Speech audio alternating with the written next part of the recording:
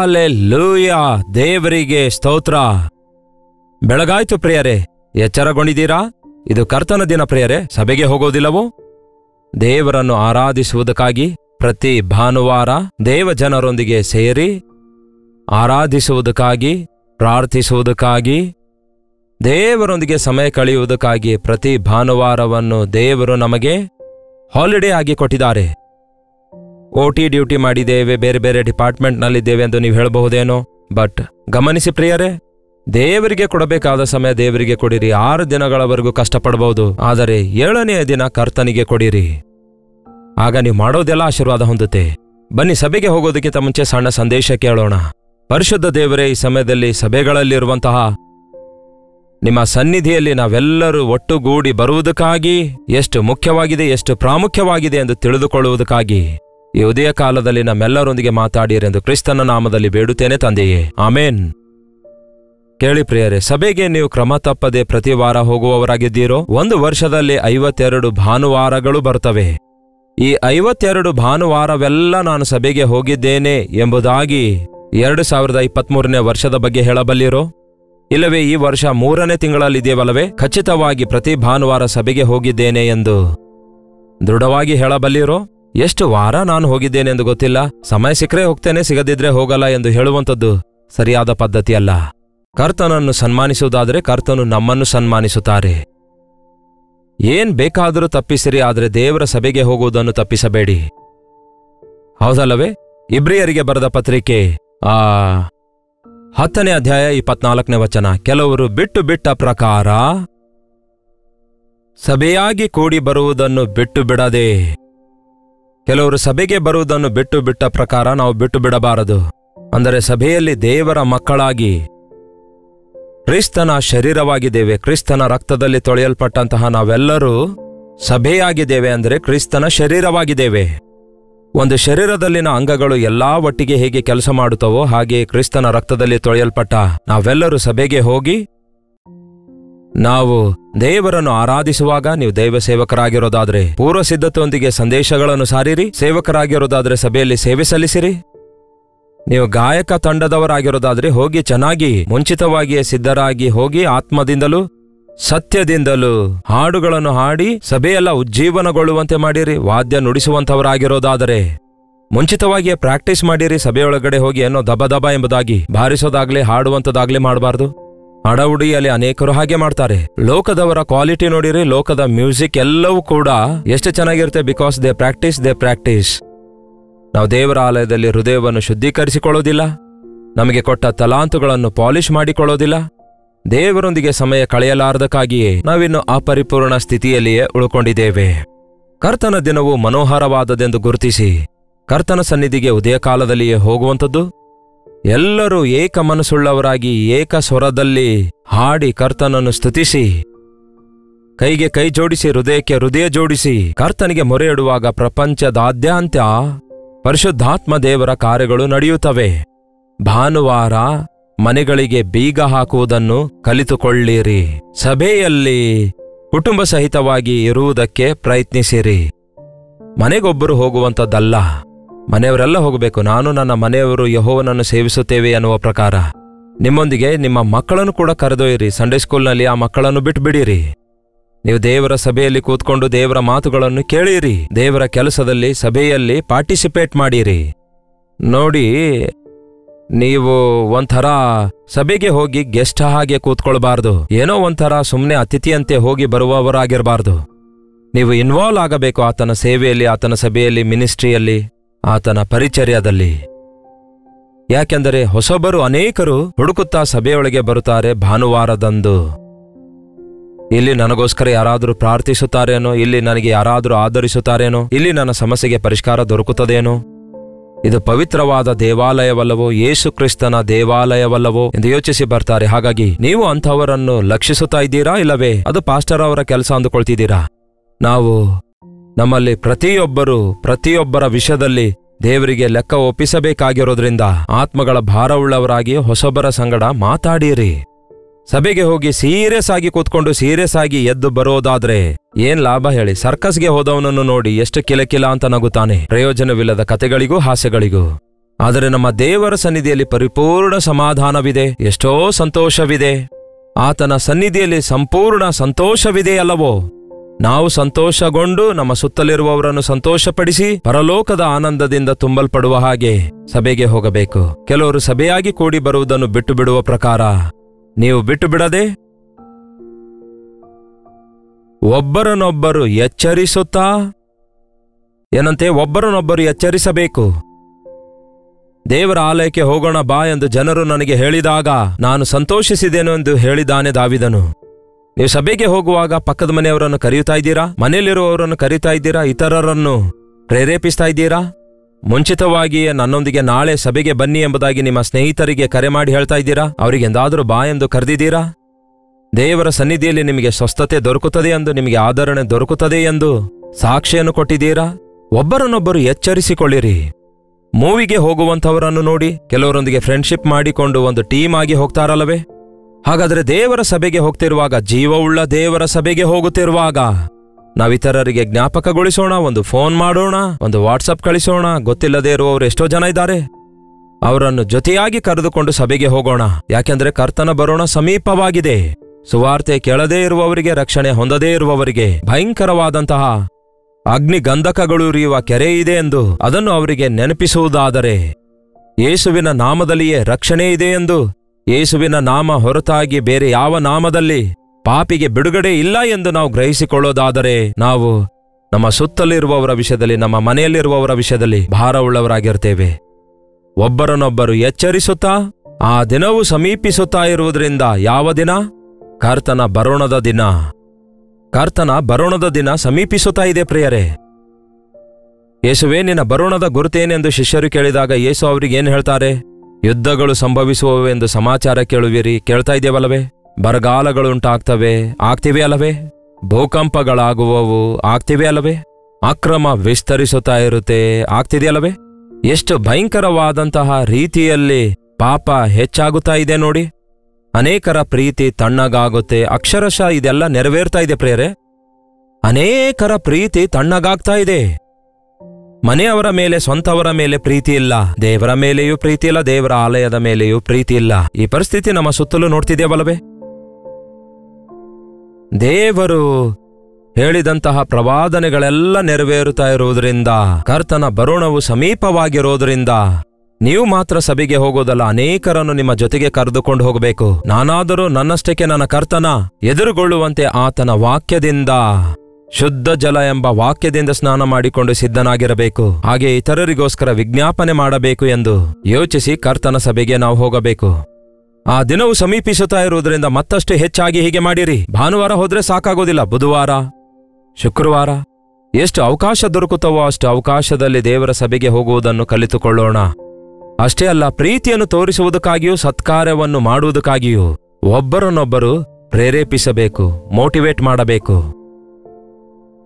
ಮನುಷ್ಯರಲ್ಲಿ ಸಹಜವಾಗಿ ಯಾರು ಒಬ್ಬರನ್ನೊಬ್ಬರು ಮೋಟಿವೇಟ್ ಮಾಡಲ್ಲ. ಮೋಟಿವೇಟ್ ಅಂದ್ರೆ ಪರವಾಗಿಲ್ಲ, ಓದು ಮಗನೇ, ಪಾಸ್ ಆಗುತ್ತೆ ಅನ್ನುವವರಿಲ್ಲ. ನೀನು ಸರಿಯಾಗಿ ಓದಲ್ಲ, ಪಾಸ್ ಆಗಲ್ಲ ಅನ್ನುತ್ತಾರೆ ಹೊರತು, ನೀನು ಓಡು ಗೆಲ್ಲುತ್ತಿ, ನೀನು ಪ್ರಯತ್ನಿಸು, ಅದು ಸಫಲವಾಗುತ್ತೆ ಎಂದು ಹೇಳುವುದಿಲ್ಲ. ನಾನು ಒಬ್ಬ ಪಾಪಿ, ನಾನು ನಿಷ್ಪ್ರಯೋಜಕನು, ಕೆಲಸಕ್ಕೆ ಬರದವನು ಎಂದು ಹೀಗೆ ಕುಗ್ಗಿದವರು ಎಷ್ಟೋ ಜನ ಇದ್ದಾರೆ. ಹಾಗಲ್ಲ, ಯೇಸು ಬಲಹೀನರನ್ನು ಬಲಪಡಿಸುತ್ತಾರೆ, ಪಾಪಿಗಳನ್ನು ಕ್ಷಮಿಸುತ್ತಾರೆ. ಆತನು ನಿಮಗೆ ಕೃಪೆಯನ್ನು ಕೊಡ್ತಾನೆ. ನೀವು ಚಿಂತಿಸಬೇಡಿರಿ, ನೀವು ನಿರಾಶರಾಗಬೇಡಿರಿ ಎಂದು ಹೇಳುವುದಾದರೆ, ಅಧೈರ್ಯಗೊಂಡವರಿಗೆ ಧೈರ್ಯಪಡಿಸುವುದಕ್ಕಾಗಿ ಪ್ರಯತ್ನಿಸುವುದಾದರೆ ಎಂಥ ದೊಡ್ಡ ಮೇಲುಂಟಾಗುತ್ತೆ ನೋಡಿರಿ. ಪ್ರತಿಯೊಬ್ಬರು ಯಾರಾದರೂ ನನಗೆ ಆಧರಿಸಬೇಕೆಂದು ಎದುರು ನೋಡ್ತಾರೆ ಹೊರತು ಮತ್ತೊಬ್ಬರನ್ನು ಆಧರಿಸಬೇಕೆಂಬುದಾಗಲಿ, ಪ್ರತಿಯೊಬ್ಬರು ನನ್ನನ್ನೇ ಪ್ರೀತಿಸಬೇಕೆಂದು ಆಶಿಸುತ್ತಾರೆ ಹೊರತು ಮತ್ತೊಬ್ಬರಿಗೆ ಕ್ರಿಸ್ತನ ಪ್ರೀತಿಯಿಂದ ಪ್ರೀತಿಸಬೇಕೆಂಬುದಾಗಲಿ, ಇಂಥ ಆಲೋಚನೆ ಇಲ್ಲದಕ್ಕಾಗಿ ತಾನೇ ಲೋಕ ಅಲ್ಪ ಸ್ವಲ್ಪವಾಗಿ ಸ್ವಾರ್ಥತೆಯುಳ್ಳದಾಗಿರುತ್ತಾ ಇದೆ. ನಾವು ಕರ್ತನ ಸಭೆಗೆ ಹೋಗುವಾಗ, ನಮ್ಮ ಸಹೋದರರನ್ನು ನೋಡುವಾಗ ಒಬ್ಬರನ್ನೊಬ್ಬರು ಮಾತಾಡಿಸಬೇಕು.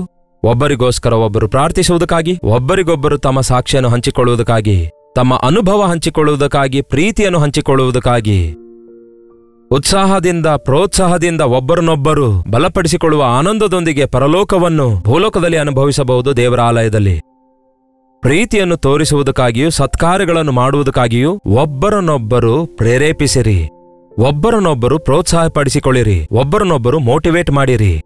ಅದಕ್ಕೆ ದೇವರ ಆಲಯಕ್ಕೆ ಹೋಗ್ತಿದ್ದೇವೆ, ಏನೋ ಸೀರಿಯಸ್ ಆಗಿ ಹೋಗಿ gate to seat, seat to gate ಎನ್ನುವಂತೆ ಕೆಲವರು ಸಭೆಗೆ ಹೋಗಿ ತಕ್ಷಣವೇ ಓಡಿ ಬರ್ತಾರೆ, ಅಲ್ಲಿ ದೈವ ಸೇವಕರಿಗೆ ಭೇಟಿಯಾಗಲ್ಲ, ಅಲ್ಲಿರುವ ಜೊತೆ ಸಹೋದರರಿಗೆ ಭೇಟಿಯಾಗಲ್ಲ, ಅಲ್ಲಿನ ಪ್ರಾರ್ಥನೆಯಲ್ಲಿ ಐಕ್ಯವಾಗಿರೋದಿಲ್ಲ, ಹಾಡುವಾಗ ಸ್ವರವೆತ್ತಿ ಹಾಡುವುದಿಲ್ಲ, ಏನೋ ಒಂಥರ ಒಂದು ಮೂಕ ಗೊಂಬೆ ಕೂತ್ಕೊಂಡಿರುವಂತೆ ಕೂತ್ಕೊಂಡು ಬರೋದಲ್ಲ ಪ್ರಿಯರೇ. ನಾವೆಲ್ಲರೂ ಸ್ವರವೆತ್ತಿ ಕರ್ತನಿಗೆ ಹಾಡಬೇಕು.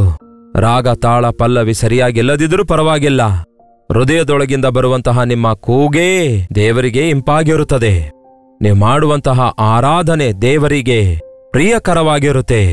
ದೇವಾಲಯದಲ್ಲಿ ದೇವರಿದ್ದಾರೆ. ನಮ್ಮ ಕಷ್ಟಗಳನ್ನೆಲ್ಲ, ನಮ್ಮ ಶ್ರಮೆಗಳನ್ನೆಲ್ಲ, ನಮ್ಮ ವ್ಯಾಧಿಗಳೆಲ್ಲ, ಬಾಧಿಗಳೆಲ್ಲ ಆತನು ವೀಕ್ಷಿಸುತ್ತಾ ಇರುವುದರಿಂದ ಆತನ ನಾಮ ಧರಿಸಿರುವಂತಹ ನಾವು ನಮ್ಮನ್ನು ನಾವು ತಗ್ಗಿಸಿಕೊಂಡು ಪ್ರಾರ್ಥಿಸುವುದಾದರೆ, ನಮ್ಮ ತಪ್ಪನ್ನು ತಿಳಿದುಕೊಂಡು ಒಪ್ಪಿಕೊಳ್ಳುವುದಾದರೆ ಪರಲೋಕದಿಂದ ಆತನು ನಮ್ಮ ಪ್ರಾರ್ಥನೆ ಕೇಳಿ, ಏನಂತೆ ನಮ್ಮ ಪ್ರಾರ್ಥನೆ ಕೇಳಿ ನಮ್ಮ ದೇಶವನ್ನೇ ಕ್ಷಮಿಸುತ್ತೇನೆ ಅಂದಿದ್ದಾರೆ, ನಮ್ಮ ದೇಶವನ್ನೇ ಸ್ವಸ್ಥಪಡಿಸುತ್ತೇನೆ ಅನ್ನುತ್ತಾರೆ. ಅದಕ್ಕೆ ಪ್ರಿಯರೇ, ದೇವರ ಮಕ್ಕಳು ದೇವರ ಆಲಯಕ್ಕೆ ಹೋಗಿ ದೇಶಕ್ಕೆ ಆಶೀರ್ವಾದಕರವಾಗಿ ಮಾರ್ಪಡುವವರಾಗಿದ್ದಾರೆ. ನೀವು ಲೋಕಕ್ಕೆ ಉಪ್ಪಾಗಿದ್ದೀರಿ, ನೀವು ಲೋಕಕ್ಕೆ ಬೆಳಕಾಗಿದ್ದೀರಿ ಎಂದು ಯೇಸು ಹೇಳಿದಾರಲ್ಲವೇ? ನಾನು ಚೆನ್ನಾಗಿದ್ದೇನೆ ಬಿಡಿ ಅಂದುಕೊಳ್ಳೋದು ಸರಿಯಲ್ಲ, ಆದರೆ ನಾವು ಇತರರಿಗೆ ಆಶೀರ್ವಾದಕರವಾಗಿ ಮಾರ್ಪಡುವ ಹಾಗೆ ನನ್ನ ಭಕ್ತಿ ನನಗೆ ಸಾಕು ಎಂದು ಹೇಳಲಾರದೆ ದೇವರ ಆಲಯಕ್ಕೆ ಹೋಗುವಾಗ ಇತರರಿಂದಲೂ ನಾವು ಕಲಿತುಕೊಳ್ಳುವಂತವರಾಗಿರ್ತೇವೆ. ನಮಗಿಂತಲೂ ಹೆಚ್ಚು ಶ್ರಮೆಗಳಲ್ಲಿದ್ದವರು ಇದ್ದಾರೆಂದು ಗುರುತಿಸ್ತೇವೆ, ನಮಗಿಂತಲೂ ಹೆಚ್ಚು ಪ್ರಾರ್ಥಿಸುವಂತವರು ಇದ್ದಾರೆ ಎಂದು ಗ್ರಹಿಸಿಕೊಳ್ತೇವೆ, ನಮಗಿಂತಲೂ ಇನ್ನೂ ಎಷ್ಟೋ ಹೆಚ್ಚು ತಲಾಂತುಳ್ಳವರಿದ್ದಾರೆಂದು ಗುರುತಿಸ್ತೇವೆ.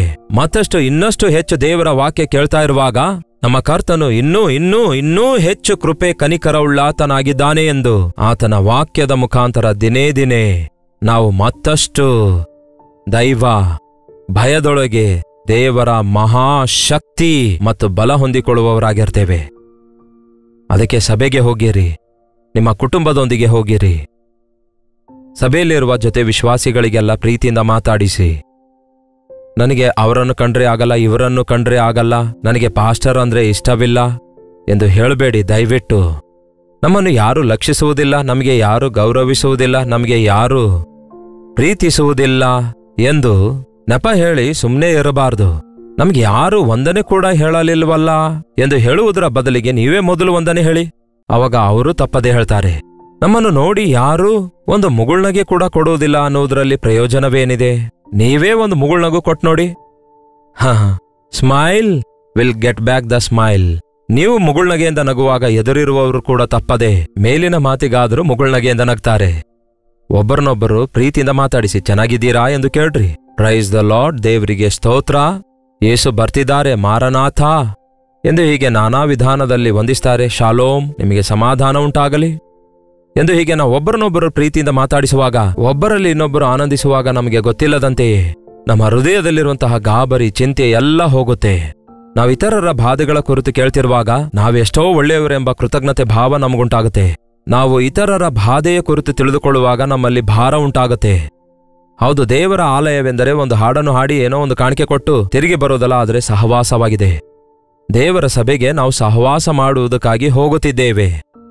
ಒಂದೇ ರಾಜ್ಯಕ್ಕಾಗಿ ಸಿದ್ಧಗೊಳ್ಳುವಂತಹ ಜೊತೆ ವಿಶ್ವಾಸಿಗಳೊಂದಿಗೆ ಸಹವಾಸ ಮಾಡುವವರಾಗಿದ್ದೇವೆ. ಇಲ್ಲಿಯೇ ನಾವು ಅಂಥವರಿಂದ ಮುಖ ತಿರುಗಿಸಿಕೊಂಡು ಗಂಟು ಮುಖ ಮಾಡಿಕೊಂಡು ಕ್ರಿಸ್ತನಿಂದ ನಾನು ರಕ್ಷಿಸಲ್ಪಟ್ಟಿದ್ದೇನೆ ಎಂದು ಹೇಳಿಕೊಂಡು ನಾನು ಪರಲೋಕಕ್ಕೆ ಹೋಗ್ತೇನೆ ಎಂದು ಅಂದುಕೊಳ್ಳುವುದಾದರೆ, ಪಕ್ಕದಲ್ಲಿರುವ ಸಹೋದರ ಸಹೋದರಿಯರಿಗೆ ಮಾತಾಡಿಸದಿದ್ದರೆ ನಾಳೆ ಪರಲೋಕದಲ್ಲಿ ಹೇಗೆ ಇರ್ತೀರಿ? ಅಲ್ಲಿ ಡಿನಾಮಿನೇಷನ್ ಎಂಬ ಫೀಲಿಂಗ್ ಇಲ್ಲ, ಆ ಚರ್ಚಿನವರು ಈ ಚರ್ಚಿನವರು ಎಂಬ ವ್ಯತ್ಯಾಸವಿಲ್ಲ. ಅಲ್ಲಿ ಎಲ್ಲರೂ ಆತನ ಸನ್ನಿಧಿಯಲ್ಲಿ ಚಿಕ್ಕ ಮಕ್ಕಳಿನಂತೆ ಇರ್ತೇವೆ, ದೇವರ ಮಕ್ಕಳಂತೆ ಆನಂದದಿಂದಲೂ ಐಕ್ಯತೆಯಲ್ಲಿಯೂ ಇರಬೇಕಲ್ಲವೇ? ಹಾಗಾಗಿ ಆ ಪರಲೋಕದ ಅನುಭವವನ್ನು ಈ ಭೂಲೋಕದಲ್ಲಿ ಅನುಭವಿಸಬೇಕಾದರೆ ಅದು ಆಲಯಕ್ಕೆ ಹೋಗುವಾಗಲೇ ಜರುಗುತ್ತೆ. ಕುಲಗಳು, ಜಾತಿಗಳು, ಹಣ, ವಿದ್ಯಾಭ್ಯಾಸ ಇವುಗಳಿಗೆ ಸಭೆಯಲ್ಲಿ ಪ್ರಾಮುಖ್ಯತೆ ಕೊಡಬೇಡಿ.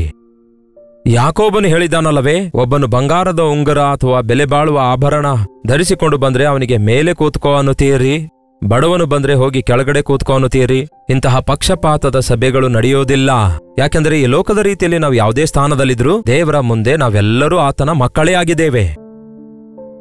ಸಮಭಾವನೆ, ಸಮಜೀವನವುಳ್ಳವರಾಗಿರುವಂಥದ್ದು ನಾವು ಕಲಿತುಕೊಳ್ಳುವವರಾಗಿರಬೇಕು. ಅದಕ್ಕೆ ಸಭೆಗೆ ಹೋಗುವಾಗ ಮನಸ್ಸುಗಳು ವಿಶಾಲವಾಗುತ್ತವೆ, ನಾವು ಆಧ್ಯಾತ್ಮಿಕವಾಗಿ ಬಲಗೊಳ್ಳುತ್ತೇವೆ. ನಮಗೆ ಗೊತ್ತಾಗಲಾರದಂತೆಯೇ ಒಂದು ದೊಡ್ಡ ಕವಚ ನಮ್ಮ ಸುತ್ತಲೂ ಉಂಟಾಗುತ್ತದೆ.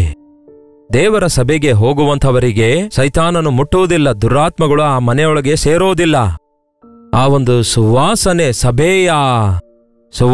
ಸಭೆಯ ಒಂದು ಪ್ರಕಾಶವು ಸಭೆಯ ತೇಜಸ್ಸು ಹೋಗುವವರ ಸುತ್ತಲೂ ಇರುವುದರಿಂದ ದೇವರು ಅಂಥವರ ಸುತ್ತಲೂ ಬೇಲಿ ಹಾಕಿಡುತ್ತಾರೆ.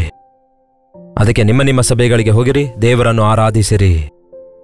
ಒಂದು ವೇಳೆ ಮಧ್ಯಾಹ್ನ 12 ಗಂಟೆಯಿಂದ 1 ಗಂಟೆಯವರೆಗೂ ಇಲ್ಲವೇ 2 ಗಂಟೆಯವರೆಗೂ ನಿಮ್ಮ ಸಭೆ ಆರಾಧನೆ ಮುಗಿಸಿಕೊಂಡು ಬಂದು ಈ ಸಮಯದಲ್ಲಿ ಲೈವ್ ಆಗಿ ಕೊಟ್ಟಿರುವ ಈ ಅನುದಿನದ ಧ್ಯಾನವನ್ನು ನಿಮ್ಮ ಅನುಕೂಲತೆಯ ಮೇರೆಗೆ ತಪ್ಪದೆ ವೀಕ್ಷಿಸಿರಿ. ನೀವು ಆಧ್ಯಾತ್ಮಿಕ ಬಲ ಹೊಂದುವುದೇ ನಮಗೆ ಪ್ರಾಮುಖ್ಯವಾಗಿದೆ. ಈ ಕರ್ತನ ದಿನದಲ್ಲಿ ಕರ್ತನೊಂದಿಗೆ ದಿನಾವಿಡೀ ಇರುವ ಪ್ರಯತ್ನ ಮಾಡಿ. ಬನ್ನಿ ಪ್ರಾರ್ಥಿಸೋಣ. ಪರಿಶುದ್ಧನೇ, ಪ್ರೀತಿಯುಳ್ಳ ತಂದೆಯೇ, ಈ ಸಮಯದಲ್ಲಿ ಯಾರ್ಯಾರು ಯಾವ ಸ್ಥಳದಿಂದ ಈ ಉದಯ ಕಾಲ ಸಮಯದಲ್ಲಿ ಯಾರ್ಯಾರು ಈ ಮಾತು ಕೇಳಿದಾರೋ ಅವರನ್ನು ಆಶೀರ್ವದಿಸಿರಿ. ಸಭೆಗೆ ಹೋಗುವ ವಿಷಯದಲ್ಲಿ ಯಾರ್ಯಾರು ನಿರ್ಲಕ್ಷ್ಯರಾಗಿದ್ದಾರೋ ಅಂಥವರನ್ನು ಹೋಗುವಂತೆ ಪ್ರೇರೇಪಿಸಿರಿ. ಎಷ್ಟೋ ಸ್ಥಳದಲ್ಲಿ ಎಷ್ಟೋ ಜನ ಸಭೆಗಳಿಲ್ಲದೆ, ಅವರ ಭಾಷೆಯಲ್ಲಿ ಅವರಿಗೆ ದೇವರ ವಾಕ್ಯ ಸಿಗಲಾರದೆ ಎಷ್ಟೋ ತೊಂದರೆ ಎದುರಿಸುವಂಥವರಿಗೆ ಈ ಸೋಷಿಯಲ್ ಮೀಡಿಯಾದ ಮೂಲಕ ಇಂತಹ ಸರ್ವಿಸಸ್ ಅನ್ನು ಕೊಡ್ತಾ ಇರುವುದಕ್ಕಾಗಿ ನಿಮಗೆ ವಂದನೆಗಳು. ನಮಗಾದರೂ ಎಲ್ಲ ಸೌಲಭ್ಯಗಳಿರುವಾಗ ಸಭೆಗೆ ಹೋಗುವ ವಿಷಯದಲ್ಲಿ ನಿರ್ಲಕ್ಷ್ಯರಾಗಿರದಂತೆ ಸಹಾಯ ಮಾಡಿರಿ. ದೇವರ ಮಕ್ಕಳೊಂದಿಗೆ ಸೇರಿ ಪ್ರಾರ್ಥಿಸುವುದಕ್ಕೂ ಸ್ತುತಿಸುವುದಕ್ಕೂ ಒಬ್ಬರನ್ನೊಬ್ಬರು ಪ್ರೋತ್ಸಾಹಿಸುವುದಕ್ಕೂ ನಿಮ್ಮ ಮಾತನ್ನು ಫ್ರೆಶ್ ಆಗಿ ಆಯಾ ದಿನಕ್ಕೆ ತಕ್ಕಂತೆ ನಾವು ಕೇಳಿ ಆಧ್ಯಾತ್ಮಿಕ ಬಲ ಹೊಂದಿಕೊಳ್ಳಲು ಸಹಾಯ ಮಾಡಿರಿ ಎಂದು ಕ್ರಿಸ್ತನ ನಾಮದಲ್ಲಿ ಬೇಡುತ್ತೇನೆ ತಂದೆಯೇ, ಆಮೇನ್. ತಂದೆಯಾದ ದೇವರ ಪ್ರೀತಿಯು, ಮಗನಾಗಿರುವ ಕ್ರಿಸ್ತನ ಕೃಪೆಯು, ಆದರಣೆ ಕರ್ತನಾದ ಪರಿಶುದ್ಧಾತ್ಮನ ಸಹವಾಸವು ಈ ಅನುದಿನದ ಧ್ಯಾನದಲ್ಲಿ ಐಕ್ಯವಾಗಿರುವ ನಮ್ಮೆಲ್ಲರ ಸಂಗಡ ಸದಾಕಾಲಕ್ಕೂ ನೆಲೆಯಾಗಿರಲಿ. ಆಮೇನ್. ದೇವರಿಗೆ ಸ್ತೋತ್ರ. ನಿಮ್ಮ ಪ್ರಾರ್ಥನಾ ಮನವಿಗಳನ್ನು, ಪ್ರೈಸ್ ರಿಪೋರ್ಟ್ಸ್ಗಳನ್ನು 8939731313 ನಂಬರ್ಗೆ ಒಂದು ಟೆಕ್ಸ್ಟ್ ಇಲ್ಲವೇ ವಾಯ್ಸ್ ಮೆಸೇಜ್ ಮೂಲಕ ವಾಟ್ಸ್ಆಪ್ ಮಾಡಿರಿ. ನಿಮಗೋಸ್ಕರ ಪ್ರಾರ್ಥಿಸ್ತಿದ್ದೇವೆ, ನೀವು ಪ್ರಾರ್ಥಿಸಿರಿ. ಮತ್ತು ಇದುವರೆಗೂ ಒಂದು ವೇಳೆ ನೀವು ಡಾಕ್ಟರ್ ಜಯಪಾಲ್ ಕನ್ನಡ ಯೂಟ್ಯೂಬ್ ಚಾನೆಲ್ಗೆ ಸಬ್ಸ್ಕ್ರೈಬ್ ಮಾಡಿಕೊಳ್ಳದಿದ್ದರೆ ದಯವಿಟ್ಟು ಸಬ್ಸ್ಕ್ರೈಬ್ ಮಾಡಿಕೊಳ್ಳಿರಿ. ಹಾಗೂ ನಿಮಗೆ ಪರಿಚಯ ಇರುವಂತಹ ಅನೇಕರು ಸಬ್ಸ್ಕ್ರೈಬ್ ಮಾಡಿಕೊಳ್ಳುವಂತೆ ಅವರಿಗೂ ಕೂಡ ಶೇರ್ ಮಾಡಿ ಪ್ರೋತ್ಸಾಹಿಸಿರಿ. ಕರ್ತನ ಚಿತ್ತವಿರುವುದಾದರೆ ಮತ್ತೆ ನಾಳೆ ಇದೇ ಸಮಯದಲ್ಲಿ ಇದೇ ಅನುದಿನದ ಧ್ಯಾನದಲ್ಲಿ ಭೇಟಿಯಾಗೋಣ. ಅಲ್ಲಿವರೆಗೂ ದೇವರ ಮಹಾಕೃಪೆ ನಿಮ್ಮೆಲ್ಲರೊಂದಿಗಿರಲಿ.